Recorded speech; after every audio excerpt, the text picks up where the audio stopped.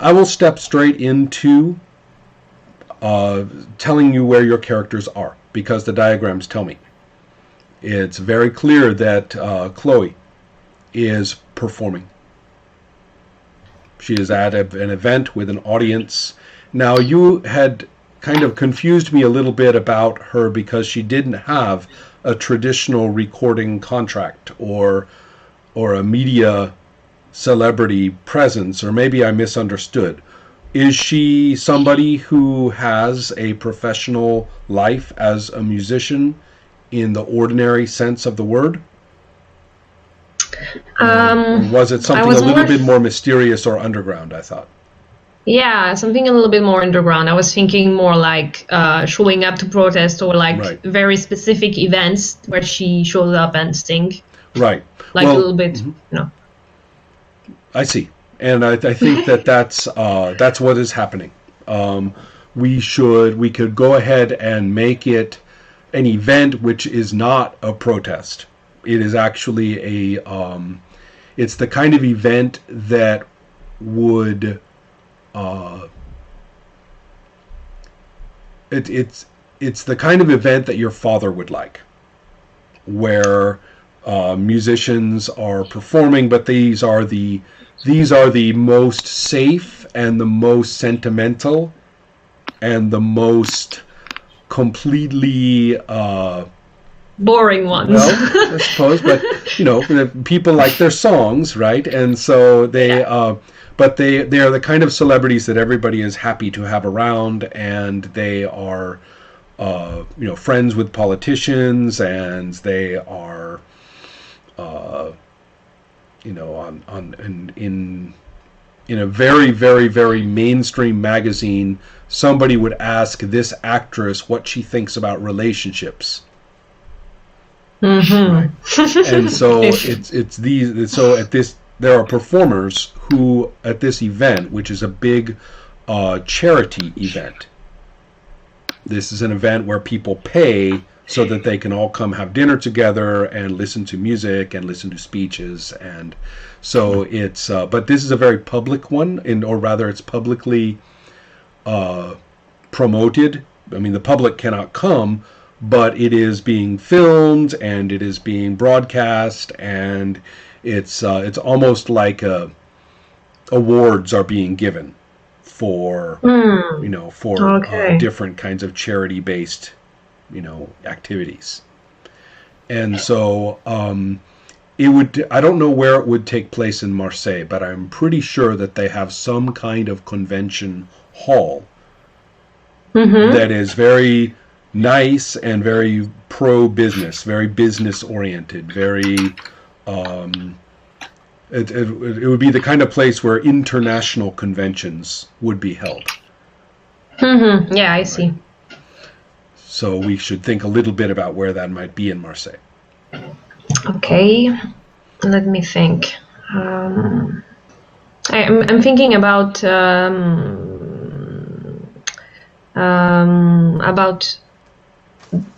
Museum, which is like a museum, but like in the upper part you can rent it, and it's kind of like. Right.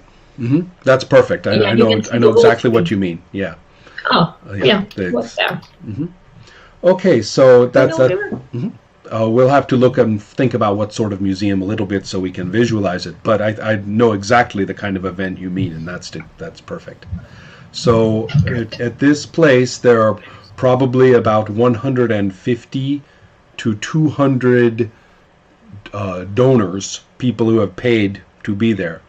So it's a lot of euro per person just to come. Mm-hmm. And at least several, at least 2,000 euro just to walk in the door, just to be allowed to be there. And so it all goes to charity, of course. Of course. Yes. And but there are many hundreds of other people there too. There are lots and lots of celebrities. There are, of course, a full support staff. There is security. There is all these things. And there is a little stage that is set up. I'm thinking of something that's kind of like a little circle that sticks out on the floor almost into all the tables where everybody is sitting and eating their chicken and things like that. And and that's where different famous performers go and give their songs. And and everybody likes being next to the famous celebrity while he or she sings. And some of the people there show off by shaking hands with the singer as they're on their way to sing, so that everybody can see that they know each other. And so it's almost like a bubble in this world of protests and in this world of where is France going, and in this world of what have we made of ourselves, and all the questions that are happening right now. This is all in a bubble. This is in a completely protected, completely insulated from all of those questions. This is the good life. Yeah. And so there's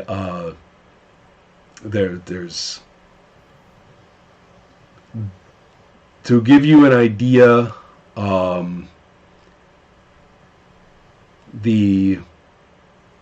one person refers to the complications that we face, but in a very dismissive way. We don't have to worry about that.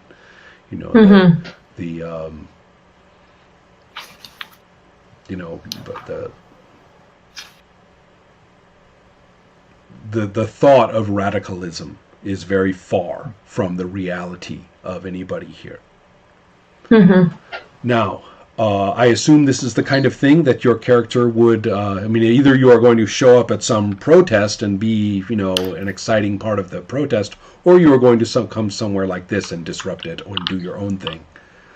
So yeah, exactly. Yeah. So tonight is a night where you're doing that. And so, therefore, tell me a little bit about how you see your character being where she wants to be and doing what she wants to do. It seems that you may have to make use of your demon in some ways in order to arrive and perform. Okay. So I think I will try to I don't know, to be like to try to sneak in with like the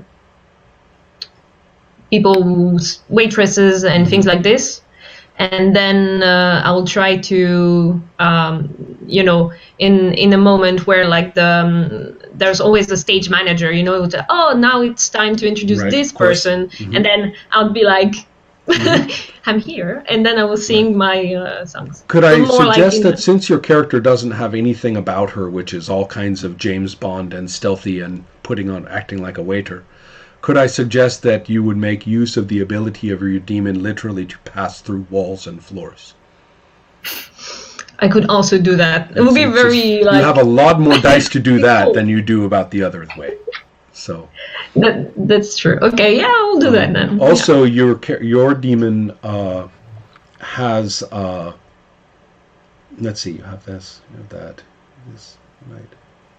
I could just just tell them like, let me through. Well, here's the other thing. You also can perceive sounds very, very, very well, and I think you would be able to analyze what is happening so well that you could pick the perfect moment where you could go where you want and nobody would see you. Oh, that would be really cool. Right. That way you can set yourself up and then walk into the right place. Yeah, because I was thinking really be dressed and, if I sneak in as a waitress, it would be like all these guys, then I would. Okay. Exactly. Yeah. So, I think I'll do that. So what you're going to do is I need to get some dice. What you're going to do is to get some dice, and they need to have 10 sides. Okay, I don't have dice on me. Okay, that's all right. You can use an automatic dice roller, or one of us can roll for you. And I'm going to knock over every single book on my desk.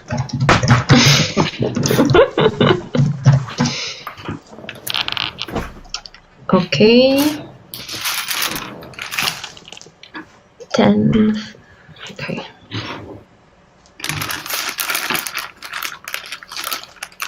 Gregory, are those your dice I hear? Yeah, I have my dice. I just grabbed my dice. I'm just enjoying the sound of all of them. I can do.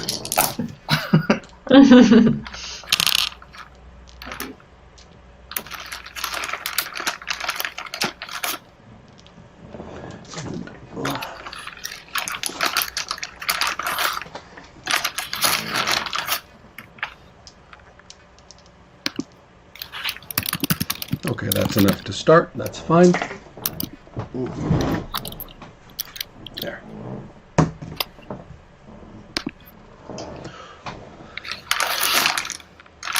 Okay.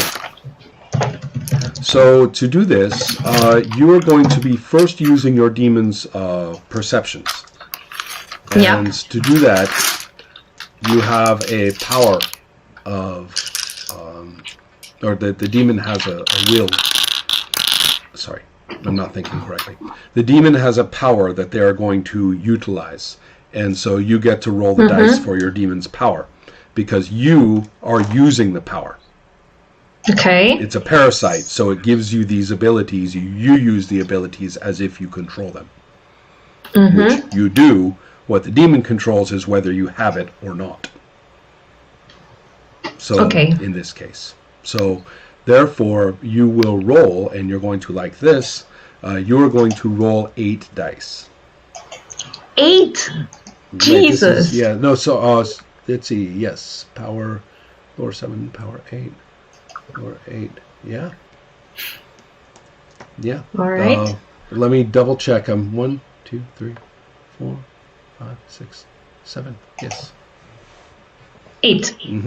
So if you roll 8 10-sided dice, all you have to do is tell me what the highest number is. You don't have to count them or add them or do anything complicated.